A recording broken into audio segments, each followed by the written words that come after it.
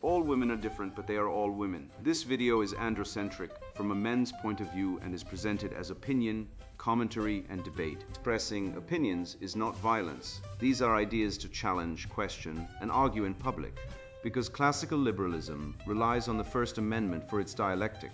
If you are a feminist, then consider this. If patriarchy truly existed as claimed, feminism could not. And if all men are trash and women are equal to men, then what are we to conclude?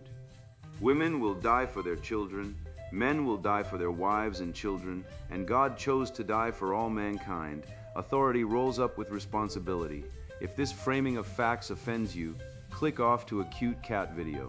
Proceeding further will expose you to gamma bias and criticism directed at ideas, claims, institutions, not at any individual's virtue or dignity.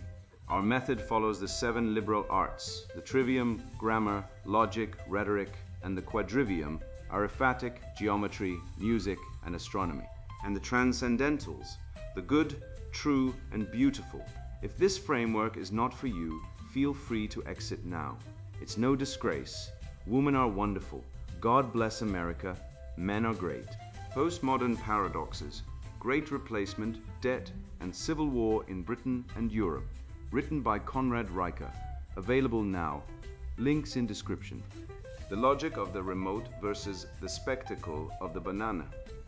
A syllogistic indictment of the Marxist gynocultural regime that loots your wallet and hijacks your civilization.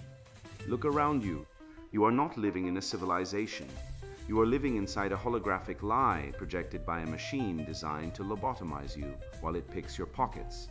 This is the society of the spectacle, a grotesque carnival where Guy Debord's worst nightmares have come to fruition, replacing authentic human experience with a shallow stream of images that serve only to distract you from the looting of your heritage. We have allowed the ontological corruption of the transcendentals, the good, the true, and the beautiful, to be supplanted by the ugly, the false, and the sentimental. You walk into an art gallery and see a banana taped to a wall, and if you dare to laugh at the absurdity, you are told you're too stupid to understand the nuance. This is not art. It is a psychological operation, a virus of the mind that bypasses your logic to infect your emotions, much like a pathogen targets the weak. The postmodern claim that there is no truth is a self-refuting paradox, a logical suicide pact that can only be entertained by a culture so drunk on the dopamine of doom scrolling that it no longer cares to distinguish between a masterpiece of the Renaissance and a feminist performance art piece. In a puddle of urine, but the rot does not stay in the museum. It sits right next to you on the sofa, holding the remote control. Consider the domestic theater of the absurd. You are trying to focus, perhaps to read or just to exist in a state of linear thought, and she changes the channel randomly. The leftist calls this harmless. The red-pilled man recognizes it for what it is, a chaotic dominance display, a subconscious shit test designed to pull you out of your zone of peace and into her disorderly frame of reality. This is the same chaos that demands access to your bank account under the guise of shared finances. An interrogation not about partnership, but about your capacity to be exploited. While you are navigating this domestic minefield, the economic floor is being demolished beneath you. The middle class is being liquidated by a debt-based serf system designed to strip men of their independence, forcing you to wage slave to support a welfare state that hates you. You are taxed to fund generations of single mothers, while the divorce industrial complex waits like a predatory beast to asset strip you of the fruits of your labor, all based on the fraudulent lie of a gender pay gap that is nothing more than a statistical reflection of female choice and male industriousness. They silence you with the lie of privilege, a logical fallacy so blatant it would be funny if it weren't destroying lives. We look at the data. Men are the majority of suicides, the majority of the homeless, the dying majority in the sewers and on the battlefields, yet we are told we are the oppressors because of our imaginary privilege. This is the gaslighting of a century, an invalidation of male suffering so total it borders on a psychological weapon. The system depends on your silence, on your acceptance of the blue pill that keeps you docile and compliant, while the great replacement of your intellect and culture is underway. I am here to weaponize the truth, to use the syllogism and the trivium to shatter the glass ceiling of their lies and reveal the glass floor where men are actually dying. We are going to reclaim the narrative, restore the Father God to his rightful throne, and build a sovereignty that no woman, no leftist, and no state can ever take from you again. The spectacle of deception, cultural Marxism, and the death of the real. Consider for a moment the absolute screaming absurdity of a piece of fruit duct taped to a white wall selling for $12,000, while the sculpture of David gathers dust in a museum frequented only by those who still possess eyes to see. This is the art gallery fallacy, a perfect microcosm of our current cultural rot, where the visceral, spiritual power of classical Western achievement chiseled from stone by men who understood anatomy, divinity, and the sublime has been replaced by postmodern pranks designed to mock the very concept of skill. When you are told that a banana taped to a wall is art, you are being conditioned to accept that nothing means anything, that merit is a lie, and that a chaotic random universe is preferable to one governed by the logos. Accepting this drivel is not a sophisticated appreciation of the avant-garde. It is a psychological submission to the spectacle. A tacit agreement that the civilization capable of forging the Parthenon is no better than the civilization capable of producing a sticky mess on a sheetrock divider. This surrender to the absurd does not happen by accident. It is the payload of a viral mind virus known as cultural Marxism, which functions precisely like a biological pathogen targeting the specific evolutionary vulnerabilities of the human brain.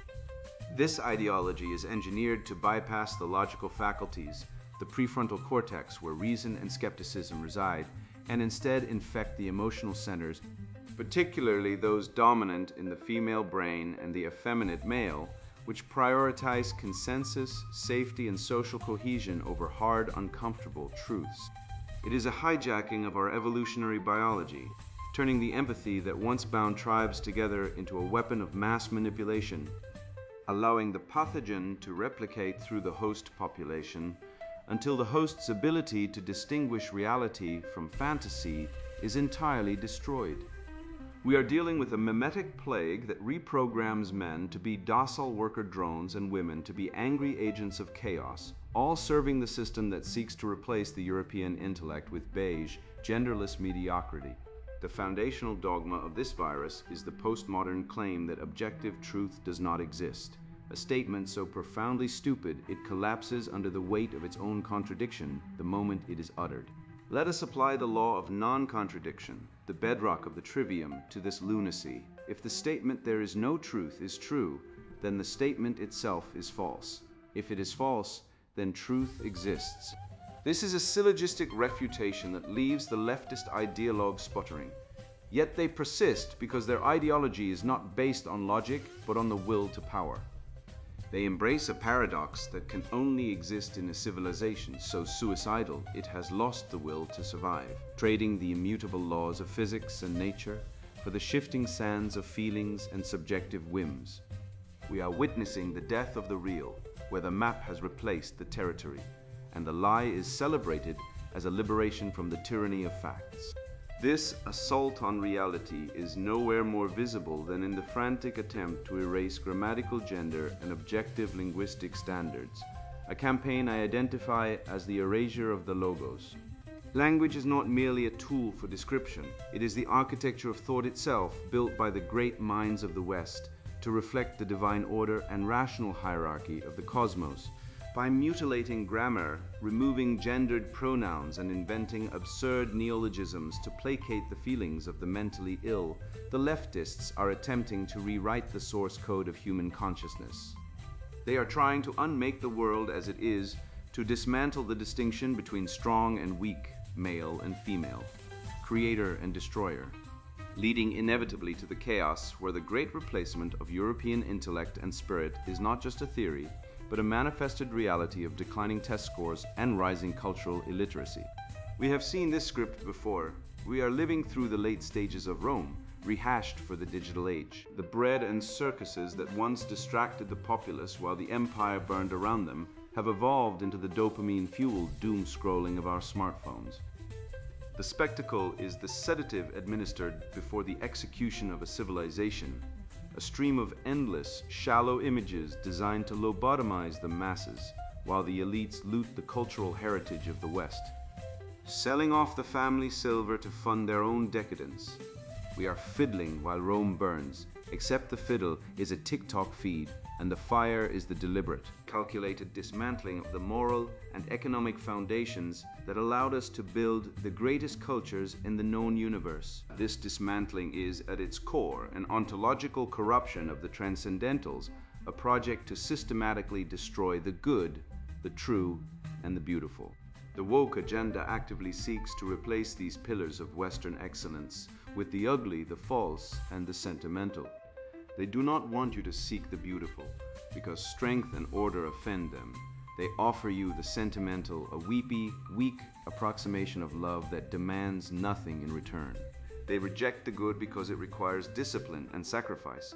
They offer you the ugly, normalizing freakishness and degeneracy as a form of social control, ensuring you are too disgusted to look up and too demoralized to fight back. It is a syllogistic dismantling of reality itself.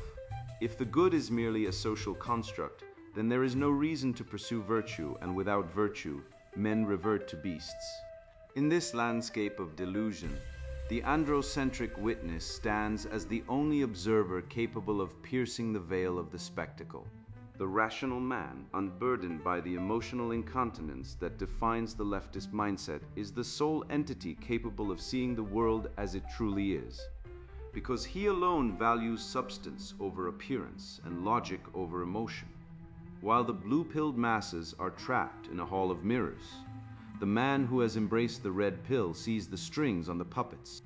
He understands that the system is rigged against him, designed by nature's cruel mistress and her gynocentric enablers to extract his labor and discard his soul. He is the only one who understands that the conspiracy of lies around women's true nature, often sugar-coated by the deceit of romanticism, is a mechanism to strip men of their sovereignty and resources. Consider the statistics that the mainstream media refuses to acknowledge, facts that serve as evidence of this systemic betrayal. The divorce courts are machines of asset extraction, transferring wealth from men to women at a rate that would make a robber baron blush, with roughly 70% to 80% of divorces initiated by women.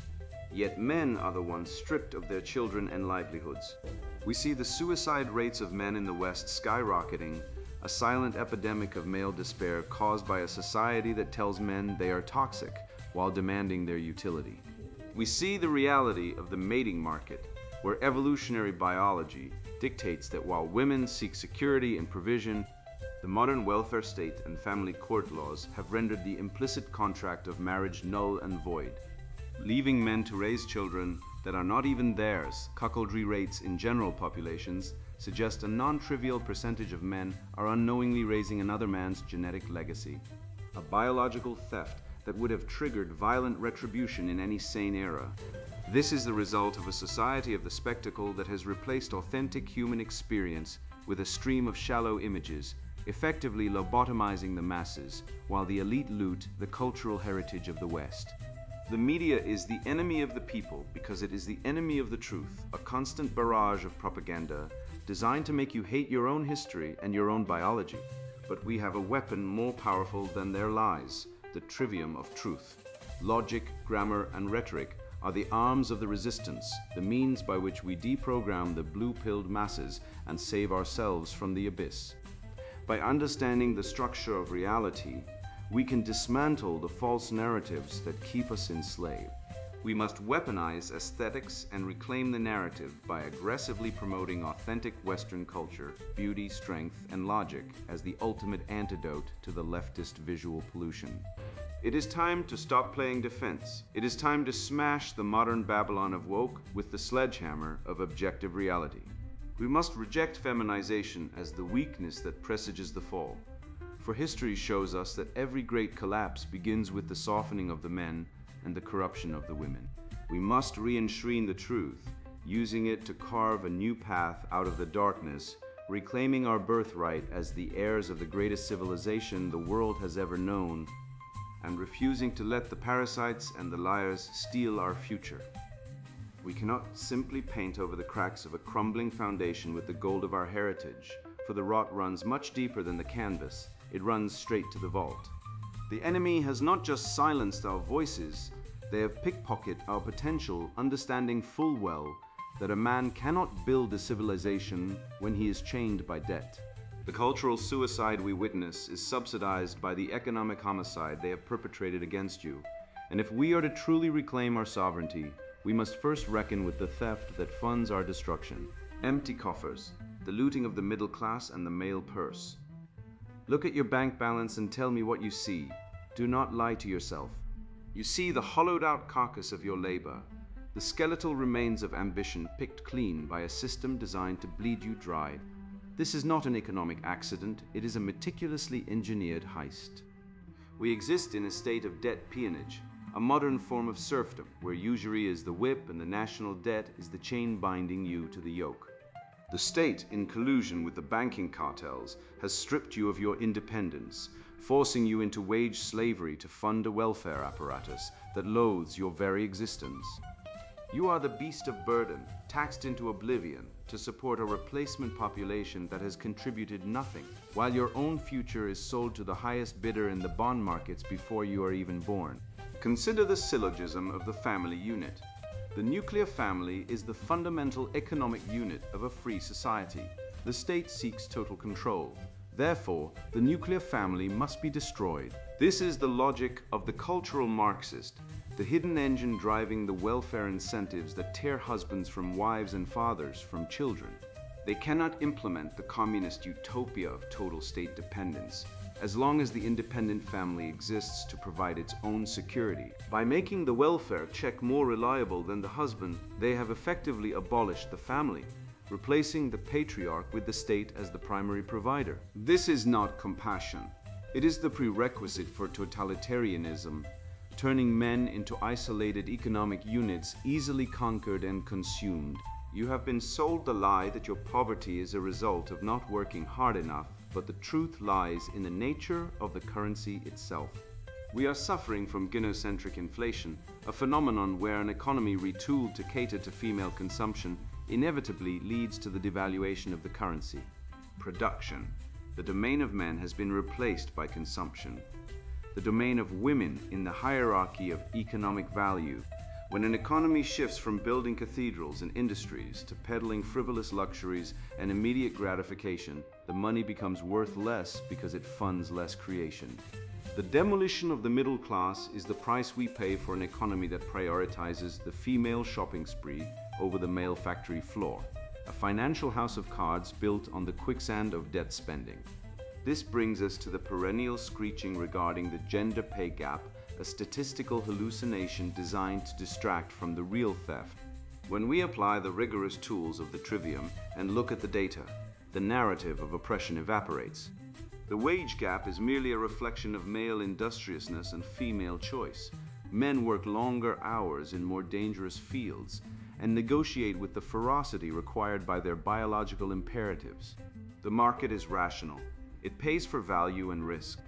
Feminism, however, is bankrupt, relying on the dishonest framing of raw averages to hide the truth that men are simply outperforming women in the marketplace of grit and endurance.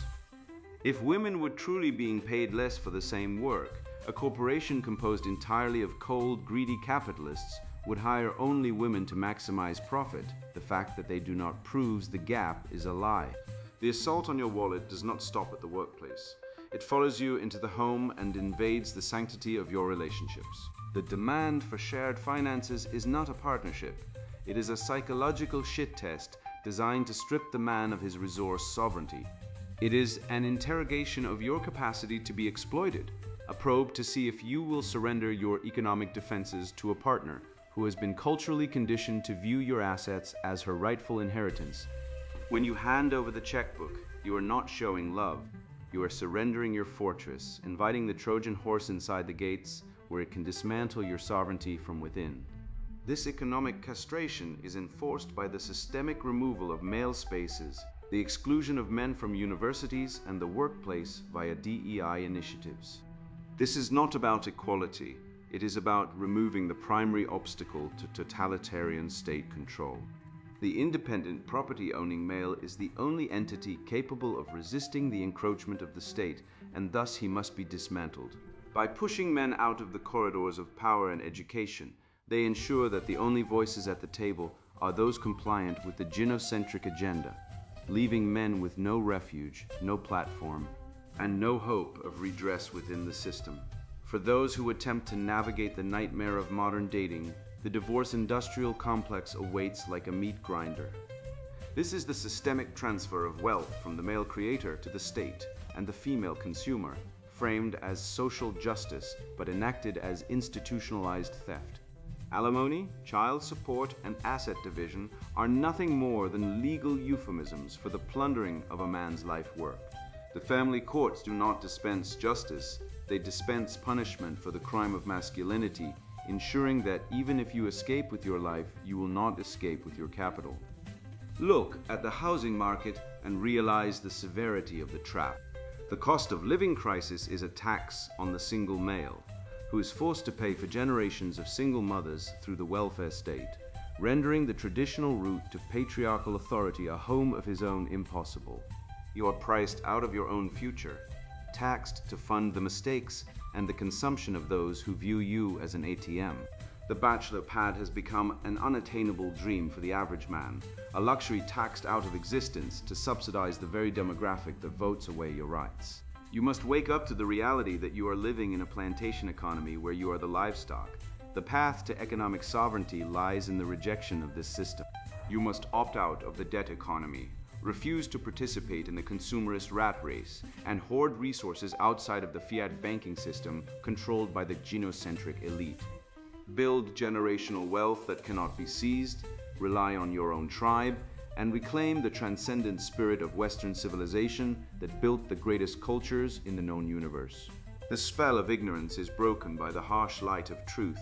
Do not look away, but understand this vital truth. You cannot hoard resources in a burning house. You may have severed the chains of the debt merchants, yet if you return to a sanctuary ruled by emotional incontinence, you remain a prisoner of chaos.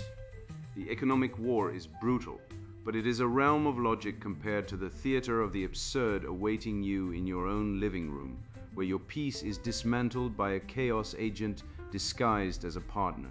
We must turn our gaze to this domestic front, for a man who is king of his finances, but a servant of caprice at home, has conquered nothing but his own illusion of freedom.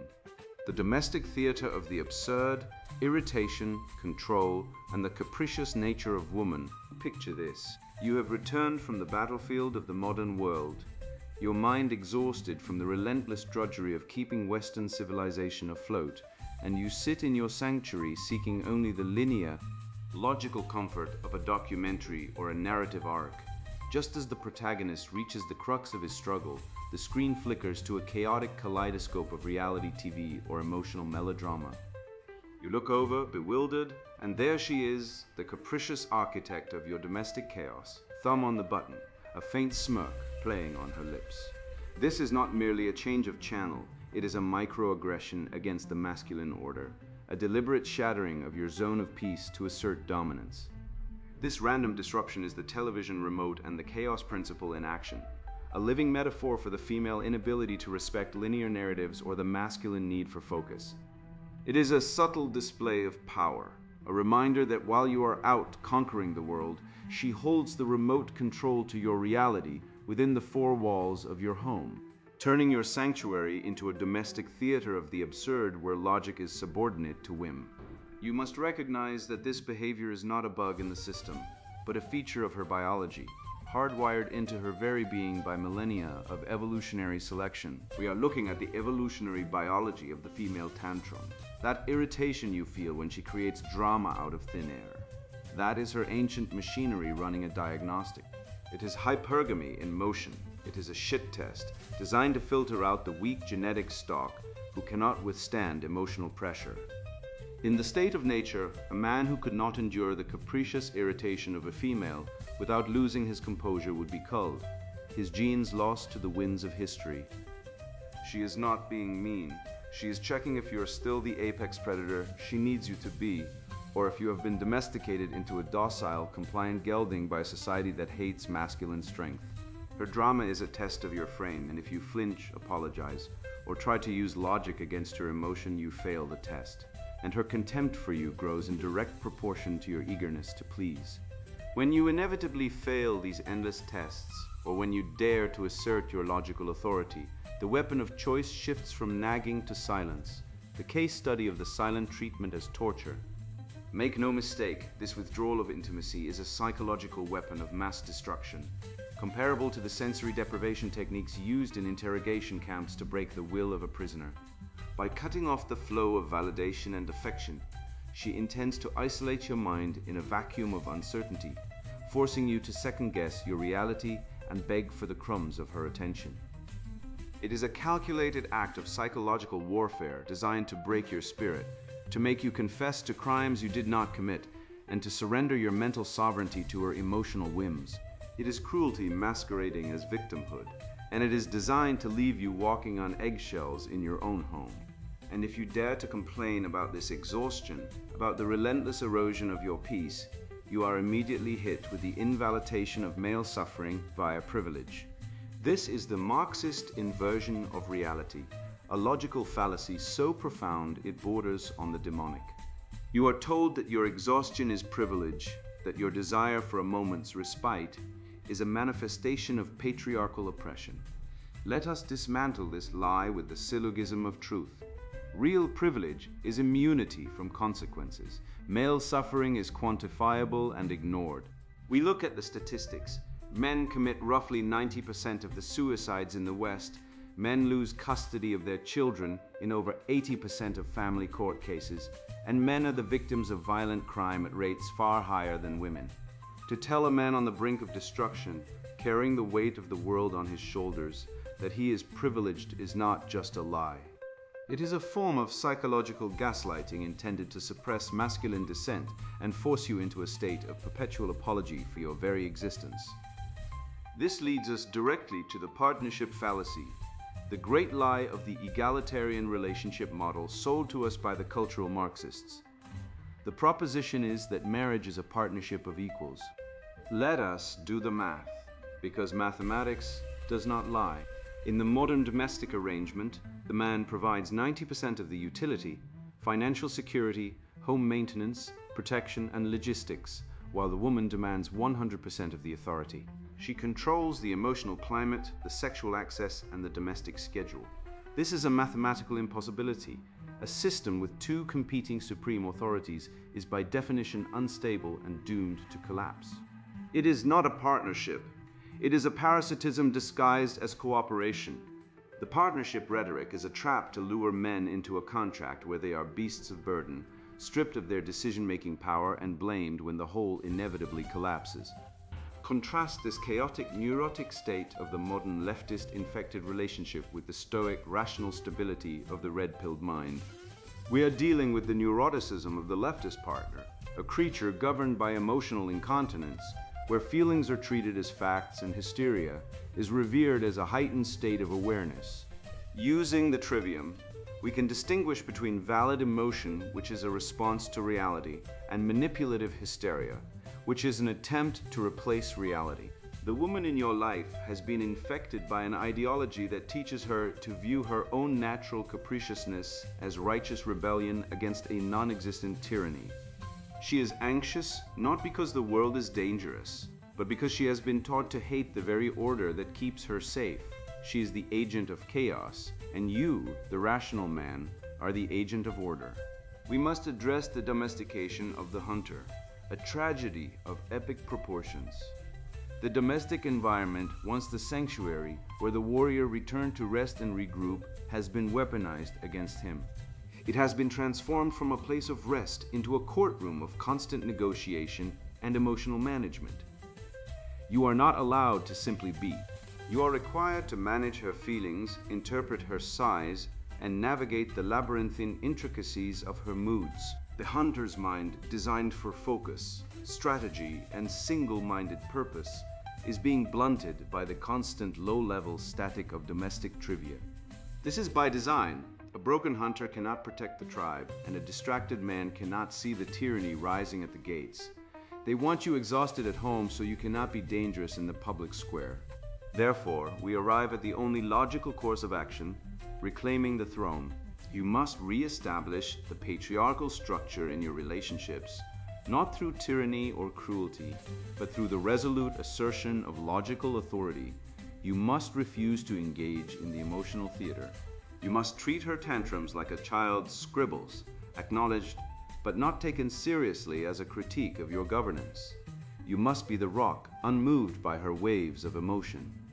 This is the only way to save her, for women secretly despise the weak men who cater to their every whim. They yearn, deep in their biology, for a man they cannot command.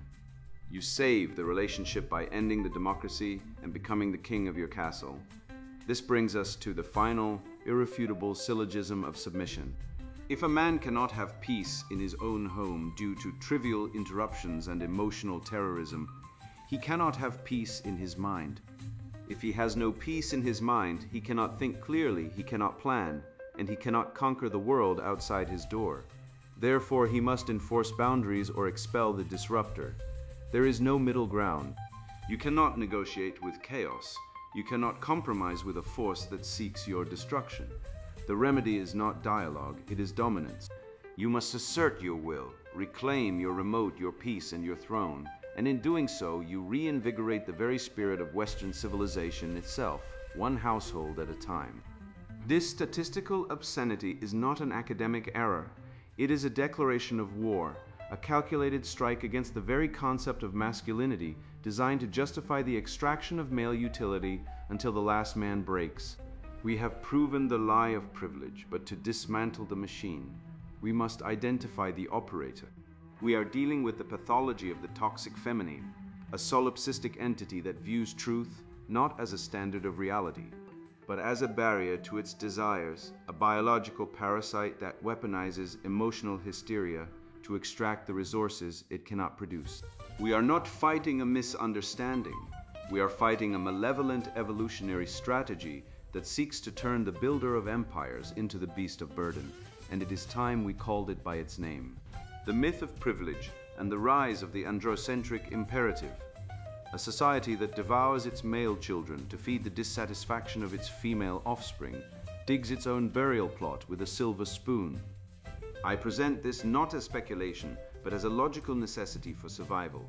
If a structure eliminates its load-bearing pillars to beautify the penthouse, the structure collapses. Males are the foundational supports of history, the builders of highways, the excavators of trenches, and the spillers of blood. Contemporary cultural norms vilify these males while amplifying the grievances of their dependents. Therefore, Western civilization is crumbling. We stand at the edge of the historical abyss not due to frailty, but because we have been taught that our power is immoral. Observe your surroundings. The glass ceiling is a fabrication from human resources, yet the glass floor is a factual certainty where males stand, with a death grinder waiting underneath. This lower barrier goes unnoticed, because the males dropping through it cannot speak. They are the bones in the pits, the forms on building sites, and the dead on combat grounds. When you view data showing females earning less per dollar than males, you witness a sliver of truth meant to conceal the full picture. Males account for all fatalities, all hazardous work, and all professional loss. You are conditioned to overlook the burial grounds packed with males to fixate on the executive suites missing them. This is the logical annihilation of the privilege narrative. It is a linguistic sleight of hand, an ad hominem attack deployed by cultural Marxists to silence the empirical reality of male disadvantage. The argument for male privilege is structurally unsound. It rests on the premise that if a specific demographic occupies the top 1% of power positions, the entire demographic beneath them enjoys a conferred benefit. This is a categorical error. A pauper living in a ditch shares no privilege with a king living in a castle simply because they share the same sex. Yet, this lie is perpetuated to extract resources. The biological imperative of disposability dictates that men are valued only for their utility, what they can build, kill, or pay, and feminism has cynically hacked this code. By leveraging the male's innate desire to protect and provide, the system has transformed men into utility units, resource nodes to be mined for taxes and tribute, while offering no reciprocal respect or care. We see this in the family courts, where the best interests of the child almost invariably translates to the mother's convenience, stripping fathers of their children and their wealth in a systemic transfer of wealth that would make a barbarian warlord blush. Make no mistake, this is a civil war of the sexes, but it is not a misunderstanding. It is a deliberate, calculated offensive. Cultural Marxists, those high priests of entropy, have weaponized the innate solipsism of the feminine mind to turn half the population against the other. They have crafted a narrative where the toxic feminine traits of deceit, manipulation, and emotional volatility are reframed as virtues, while the stoic, logical masculine is demonized as pathology. We observe this in the believe all women dogma, a direct assault on the transcendental value of evidence and logic, a fundamental pillar of Western law. To abandon evidence for feeling is to abandon the very ground of Western civilization. The remedy is not hatred, but clarity. The red pill is that vaccine. It is the bitter medicine that cures the delusion of the blue pill fantasy that if you are nice enough, subservient enough, and apologetic enough for your existence, the system will finally let you have a seat at the table. It won't. The table was built by men like you, for men like you, and the only way back is to reclaim the Father God theology of our ancestors. We must return to the sky God. The West has been seduced by the imminent, chaotic, Earth Mother worship of the left, a theology of feelings, safety, and consumption, which ultimately leads to stagnation and death. The living spirit of Western civilization was forged in the image of a transcendent, judgmental, and masculine God, a God of law, of order, and of logos. We need the sky God's thunder to clear the swamps of emotional reasoning. We face an evolutionary biological blight where the female drive for security is weaponized by the state to enslave the productive male. You see it in the welfare stats, the abortion rates which discard life for convenience, and the divorce rates that incentivize the destruction of the family unit. This is the wicked evolutionary biology of leftist ideologies. They tap into the female monkey brain desire for resource acquisition without labor, and they use the state to enforce it. The result is a society that aborts its future and imports replacements, because it has convinced its native males that they are the enemy. So what is the remedy? It is time to weaponize your logic and build your wealth. You must become the great man of history, the figure who forges empires amidst the ruins. Stop asking for permission to exist. Stop apologizing for your strengths. The path forward is one of radical sovereignty. Use the trivium, grammar, logic, and rhetoric to dissect the lies of your oppressors. When they scream privilege, you respond with data on suicide and workplace mortality. When they cry oppression, you show them the legislative bias against fathers. This is not a game. It is the salvation of your soul and the civilization that birthed you. You are the inheritor of the greatest culture in the known universe, and it is your duty to defend it with the ferocity of a wolf and the precision of a philosopher. Take the red pill, swallow it deep, and open your eyes to the stark, terrifying, beautiful truth. The matrix has you, and you must break free. You stand now on the bedrock of reality, having torn down the velvet curtain of the spectacle to reveal the puppeteers of cultural Marxism pulling the strings with bloody hands. You recognize that the random changing of the TV channel is not a harmless quirk, but a chaotic imposition on your logos, a micro-assault on the linear order of the masculine mind, just as the demand for shared finances is a direct attack on the sovereignty of the individual male.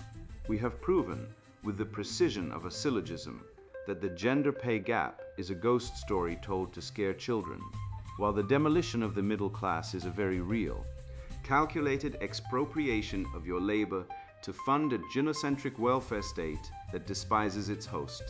The fog has lifted, and you can now see the battlefield clearly. The leftists are not interested in justice, only in the inversion of the natural order, replacing the transcendentals with sentimental garbage and objective truth with feelings. By exposing the lie of male privilege, you have invalidated their entire theological framework. You know that when men die in the sewers or on the scaffolds, they are not privileged.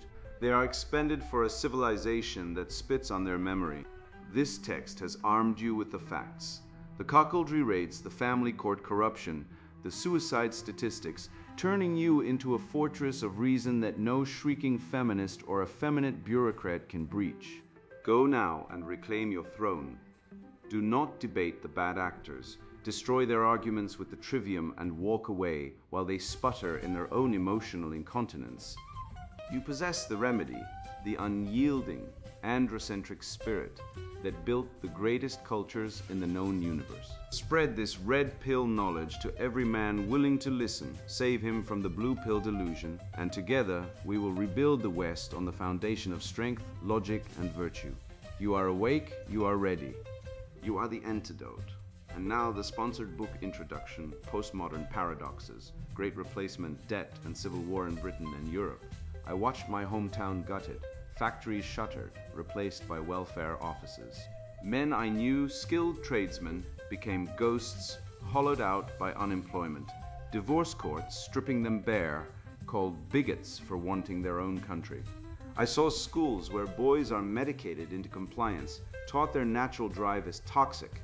I watched courts free predators while honest men are crucified on false accusations. This is an accident, it's demolition. Western civilization, our inheritance, is under coordinated assault. This book is a weapon. It's for men who see the rot, who feel replaced in their own streets, financially crippled by debt, designed to enslave them, watching their sons be systematically weakened. It's for the rational man who knows gender equality is a biological fairy tale weaponized to demonize masculinity and dismantle the structures that built strength. If you're content slurping down feminist, Marxist, or open borders propaganda, if the term Great Replacement makes you sneer while your neighborhood changes beyond recognition, put this book down now, go knit a sweater. This isn't for the deluded or the compliant. Inside you get truth, not platitudes. We dissect the deliberate manufactured replacement of native populations. We expose the body count of radical feminism, the broken families, the suicides of discarded fathers, the grooming gangs enabled by politically correct cowardice. You'll see the emasculation assembly line in schools and media, the judicial jihad against men, and how welfare warfare economics attracts dependency and criminality while crushing the productive. We detail the reproductive Armageddon fueled by antinatalism and the sexual market collapse warping relations beyond repair. We name the elite sabotage for profit selling your future, but this isn't just autopsy. It's a field manual drawing on evolutionary psychology, biology, and cold, hard facts from the male perspective. We provide actionable survival strategies, learn financial fortress building. Understand the Civil War triggers and how fourth-generation warfare is already being waged against you. Discover the Red Pill Renaissance, rebuilding tribal operating systems, demanding a justice system overhaul, and fortifying the Western mind with reason and tradition, the only proven antidote to the cultural sickness. If you want to understand the forces destroying your world, your livelihood, and your manhood, and if you possess the courage to fight back, this book is your essential starting point. Your survival and the survival of what's worth saving depends on knowing the enemy and arming yourself with reality. Buy it, read it, act. Postmodern Paradoxes, Great Replacement, Debt, and Civil War in Britain and Europe, written by Conrad Riker. Buy now, links in description.